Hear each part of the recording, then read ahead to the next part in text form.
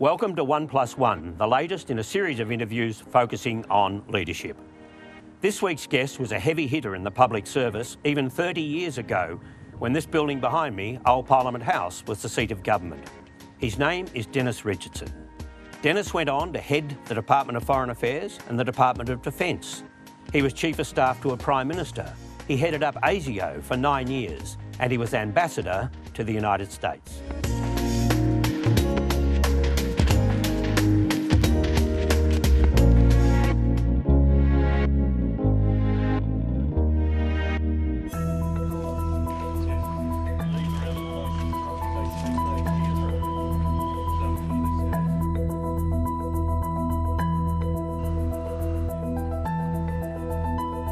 I think Dennis Richardson is an outstanding public servant who's served governments of both political persuasion with great professionalism and great loyalty. Dennis Richardson, welcome to 1+1. Thanks, Barrie. You've held many senior positions here and overseas, but in all of those positions you've been accountable to a politician, or at least you report to a politician. So my question is, can a public servant really lead, or is a public servant locked into this sort of master-servant relationship? Well, Barrie, it really is a bit of both. Ultimately, the decision makers are ministers, as they should be. However, public servants can lead. However, I think it's a very different sort of leadership to a public position. Within your own organisation, you do it. There are occasions when public servants need to be more public. I would give the example of Ken Henry, the Secretary of Treasury, during the global financial crisis. Clearly, Kevin Rudd was the leader as Prime Minister, and also there was the Treasurer. However, Ken Henry was very much out there within that framework. I'd also give the example of the head of ASIO, both before and after 9/11. Before 9/11, counter-terrorism was very much on the periphery of government priorities. After 9/11, it moved to the centre of government priorities. Therefore, the role of the Director General of ASIO changed very directly, and it was important to be out there more publicly. But as a general rule, leadership by a public servant is best done quietly and behind the scenes. What drew you to the public service in the first place? The ABC had a role. When I was a kid, I would always listen to ABC News 2 or 3 times a day on the weekend, even when I was 12, 13. I must have been half mad. When I went to, if I went to the doctors or went to the dentist, I'd always read Time magazine, so I always had an interest in current affairs. Applied for a teacher scholarship, not expecting to go to university, ended up at university, and the person who was my history supervisor, Dr. Neville Maney from Sydney University, he said to me at the end of 3rd year, before entering honours year, he said, how do you feel about going on to teaching in a couple of years' time? I said, I don't really. He said, have you thought about the Department of External Affairs? And I said, what's that? And he explained it. So I applied. So all of that reading kind of led you in that direction? Absolutely. Yeah. Always been interested in current affairs. And I think to be an effective public servant, I think you've got to be interested in current affairs. You've got to have an interest in politics without it being party political. You were known, though, for giving frank and fearless advice, and you didn't wait to be asked quite often. Was it easier in your day, though? Is politics more partisan these days?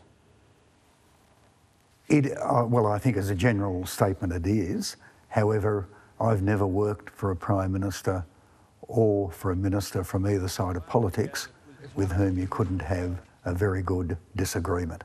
Sometimes you mightn't speak to one another for 36 hours because of the disagreement. You got that willing? It can, oh yeah, it can get very willing. But Prime Ministers and Ministers are more able to accommodate sharp differences of view than what a lot of people think.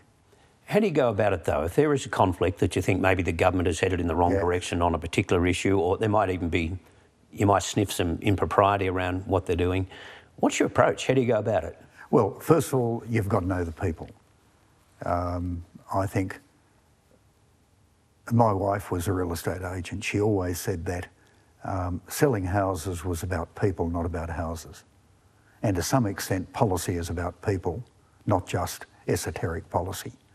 And in the same way, if you want to influence someone in your own household, you need to know whether they're a morning person, afternoon person. You need to know what makes them tick. If you want to influence a minister or a prime minister, you need to know that too. But you need to understand what are the central driving forces within the party, which is within government. Now, at the same time, giving so-called frank and fearless advice is not about getting something off your chest. It's about influencing. So you don't walk into a Prime Minister's office or to a Minister's office simply to walk outside afterwards and say, by gee, I told them what I thought. Well, if you've had no influence, that's not being frank and fearless, that's being a fool. So I think you do need to know the person, you do need to know the policy content, and you do need to pick your opportunity, and you do need to pick your fight, and you do need to be prepared to lose. You'll never win every fight you engage in. If you're not prepared to fail, you can't win. Has the relationship changed over the years, though? You get the sense sometimes that politicians, more often than they used to, politicise the public service, and then sometimes you get examples where the public servants themselves seem to be taking political positions. That can happen.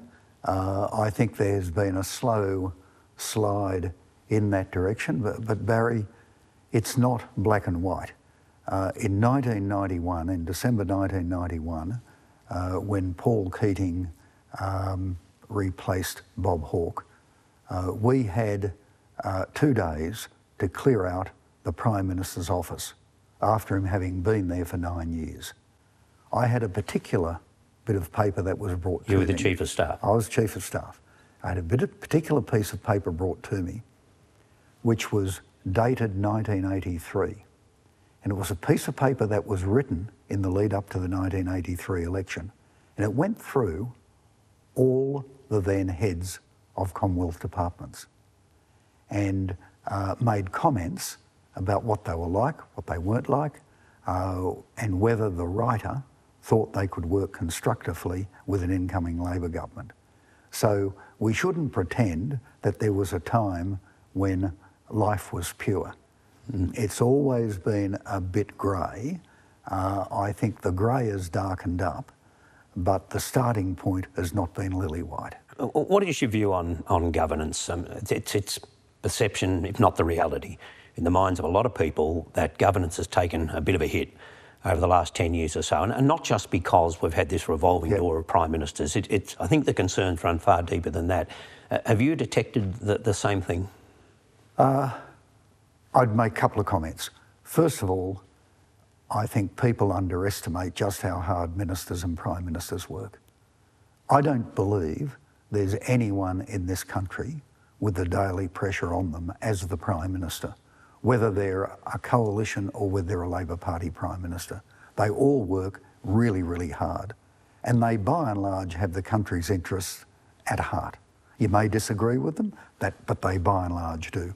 Ministers, for the most part, are in the same category. However, I do think there have been certain developments in respect of governance. I think the role and nature of ministerial staffers has changed. Most of them are very, very good and high grade, but you do get occasions, more so now than in the past, where there's a certain question mark around them. Well, because they demand too much authority of their own? I have on 2 occasions, once with a coalition staffer and once with a Labor Party staffer, I have on 2 occasions had propositions put to me which, if it acted upon, would have been illegal. Now, I don't think they were deliberately seeking to break the law, but it took a heck of an argument to get them to understand that, look, if you go down that path, it is illegal and you can't do that. Is that because the advisors are more inexperienced these days, or are they just too political for their own good? Too much of a tendency to think that the ends justify the means. There are other issues around governance too that go to campaign donations, political donations. It just seems there's no appetite on either side of the major parties to do anything about that. There's a sort of a reluctance to have a corruption commission. The sports grants thing that has exploded this year. I mean, there are a lot of things that are frustrating the public around politics. Yeah, and I personally, my own view on a federal integrity commission has changed. I was of the view for a long time that it was unnecessary at the Commonwealth level. I do believe that public trust has been eroded to the point where I think an integrity commission would be worthwhile. And what do you think has eroded that public trust? Well, I think there's cynicism now in respect of all professions. It's very difficult to name a profession which has not been diminished in the eyes of the general public over the last 40-odd years, and I'm not quite sure what that is. Yeah, but some of them have been standouts. So the banks, the churches have had a bad run, and politics has had such a tumultuous time. Also the public service. Journalism. I think, you name it. I suspect academics may be one of the few standing, but even them, some of them get so caught up in one side of politics or the other that they undermine their own credibility. Yeah. With the Angus Taylor matter as well, and again, I'll ask you about the federal police in a moment and your views around them. But the point about this one is they had to look at whether or not documents were falsified and whether the minister was in any way involved. And they said it wasn't really a matter in the end of much importance.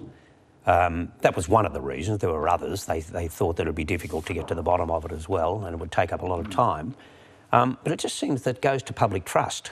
And if there are falsified documents out there and they become part of the public debate, I don't see why that's not a matter of some importance.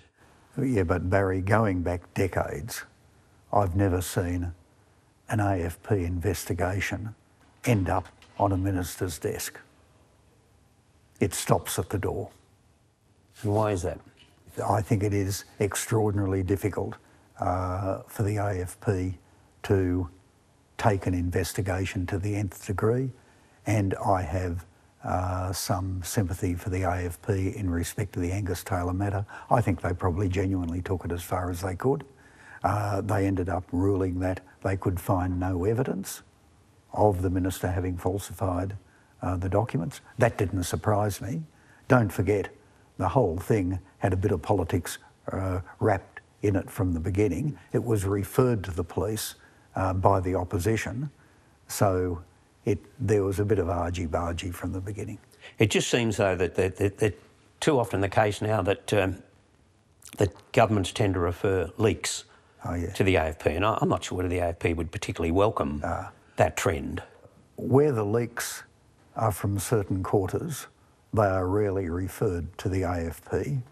Where they are thought to be from other quarters, they are referred to the AFP. Yes. I had one occasion, personal experience, where there was a particular matter about me on the front page of a newspaper, and a minister phoned up a secretary, demanded an inquiry.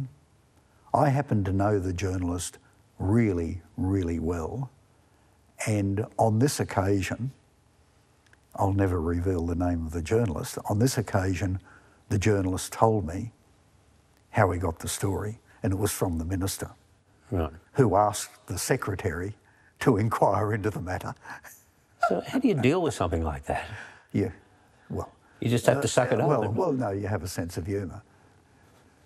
You'd have to have one hell of a sense of humour, because it does seem as if, like a minister, we know that ministers leak, and their officers leak, and it seems that if a minister leaks, then it's not going to be investigated, not to the nth degree anyway, but if a journalist gets hold of a leak that's uncomfortable for the government, that will take up a lot of AFP's time. Yeah, but to some extent, ministers do have the right to provide information to journalists, even in the form of a leak, in a way in which public servants don't.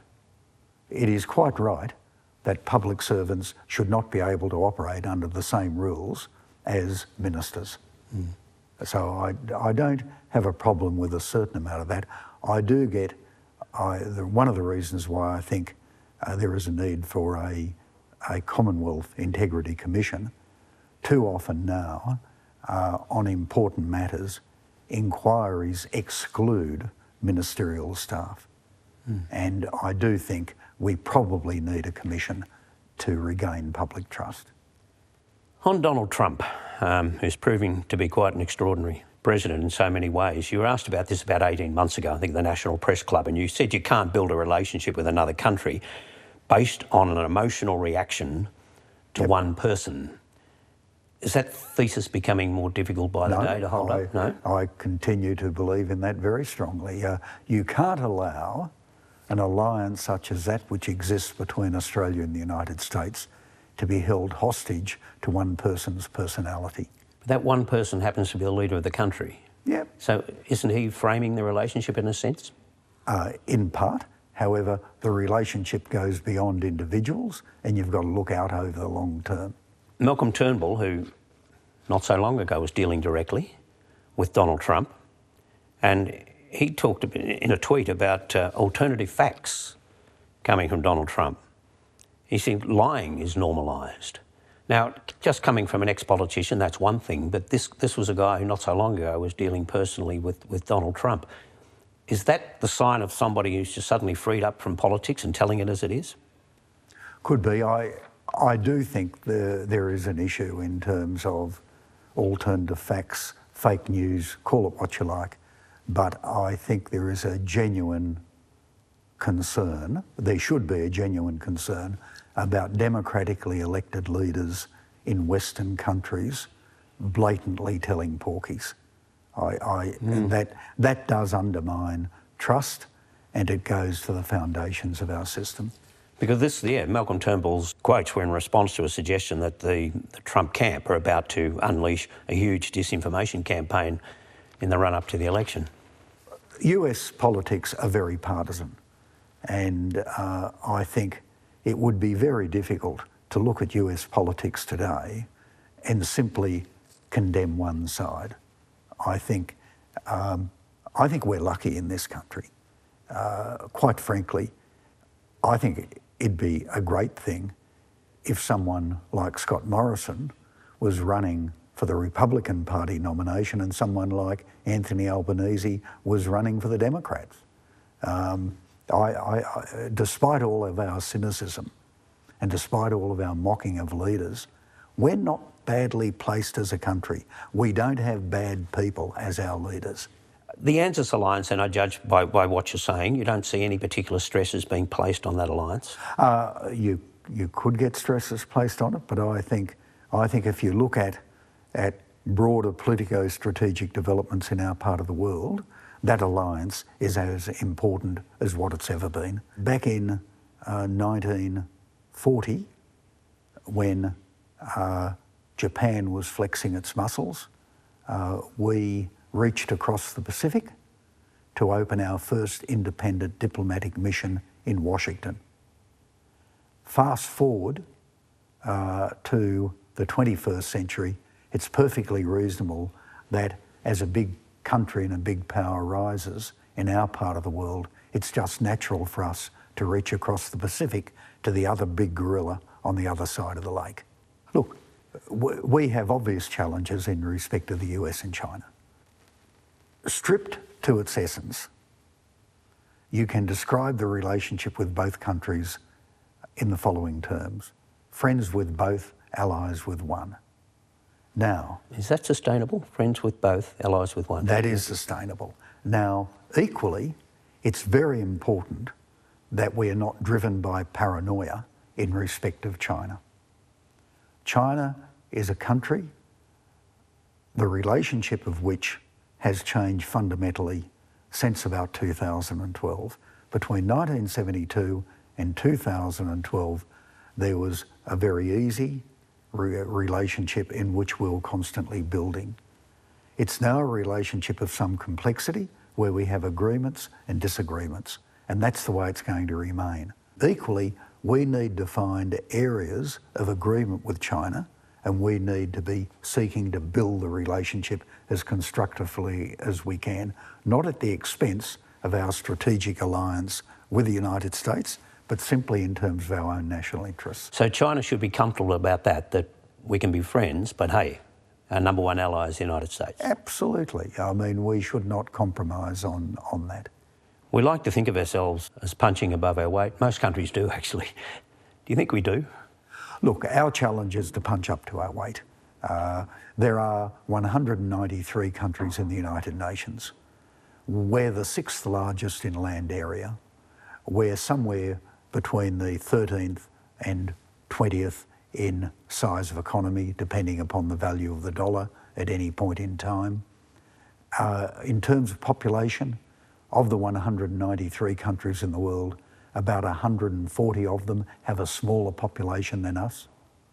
Our defence expenditure in absolute dollar terms is around 14th, 15th in the world. The question, do we punch up to that? Or do we seek to exaggerate our own contribution by talking about us punching above our weight? Well, I think it's time to just lighten up a bit after some of that. So if you can, I'd like to take a walk and maybe try and get to know you a little better. All right, Barrie.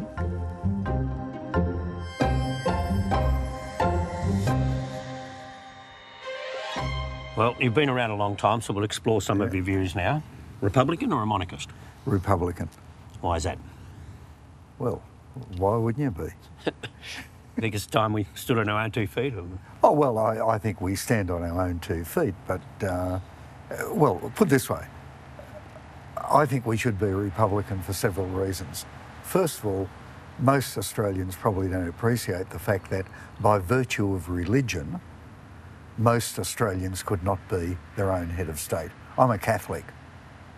Now, for all sorts of reasons, I could never be the head of state, simply because I'm not part of the royal family. But leaving that aside, my religion would exclude a third of Australians from being head of state. Right. Secondly, I can't work out why in the hell your head of state shouldn't live in your own country. Do you think you'll have to wait until the Queen moves on? I think so. We might have to wait further. One of the problems with William and Harry is that they have great appeal to younger people. Yeah. And good luck to them. You once owned 2 Rottweilers. Henry and Annabelle. Henry a mere 61 kilos, Annabelle 46. Not dangerous dogs? Very loyal, marvellous dogs. Friendly? Absolutely friendly. John Lyons once said that if the head of ASIO tells you that his Rottweilers are friendly, it doesn't make me feel any more comfortable. Well, one time, in fact, Peter Costello, after he was Treasurer, was staying at the residence. We told Peter that, look, Henry doesn't like strangers wandering around the house. Peter took no notice of that. He came down for breakfast one morning. The next thing he knew, he had Henry on his back. That would be disturbing. Very early on in your career, you're only a public servant for a year or two, there were a couple of wardrobe malfunctions. The first happened in Nairobi in 1970? It did indeed. I was going up to Addis Ababa in Ethiopia to accompany the ambassador to present credentials to the court of Haile Selassie.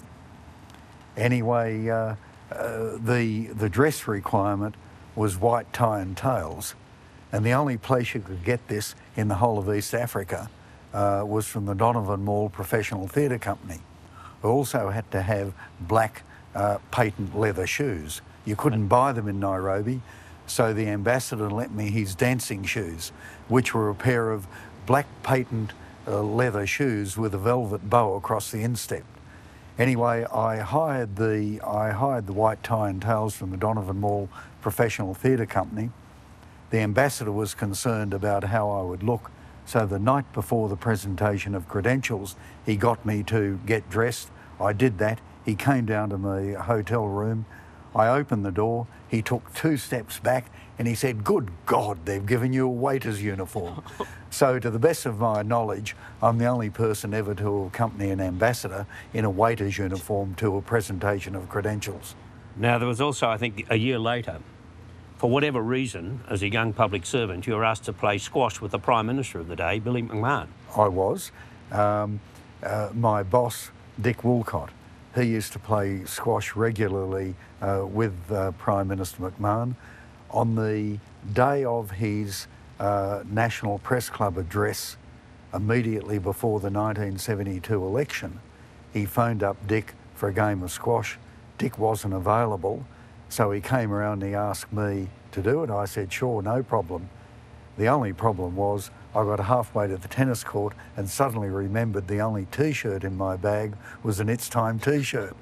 So I had to turn around, go and get another T-shirt, which meant I arrived about 5 minutes late for the game of squash. You kept the Prime Minister waiting. He was not happy, understandably so. You might have got caught up in the It's Time thing at the time, but your politics have been hard to pick ever since, I've got to say. We did a bit of a ring around, and these are responses from friends of yours, admirers even. And this is how they describe you. Tough? Happy with that? They're happy with that. Micromanager? Sometimes. Workaholic? No, no way. They said you can be a cheeky bastard. Yeah. Give you an example. Stephen Smith was Foreign Minister. Yeah. When you were coming out of the United States as ambassador, and he said to you, "What would you like to do when you get home, Dennis?" And you said, "Well, I could head up the Department of Foreign Affairs, I could head up the Department of Defence, or I could be a pensioner." Which he took to mean, I either get the job I want or I walk. True story? True story. That's cheeky. Can be a man of contradictions. Absolutely. I think we all are.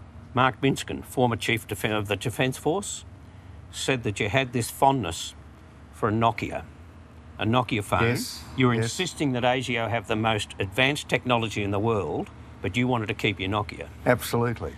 Against the latest smartphone. Yep. And at one stage, he felt you were probably the only person left on Earth with a Nokia. In fact, the department bought the last Nokias in Canberra so that when they broke, they had another one to replace. Well, Dennis Richardson, you've stayed on top for a long time as leaders came and they went. You were a constant through that whole time. That is leadership. Thank you for joining us on 1+1. Thanks very much indeed, Barry. Thank you. Thanks a lot. Lovely.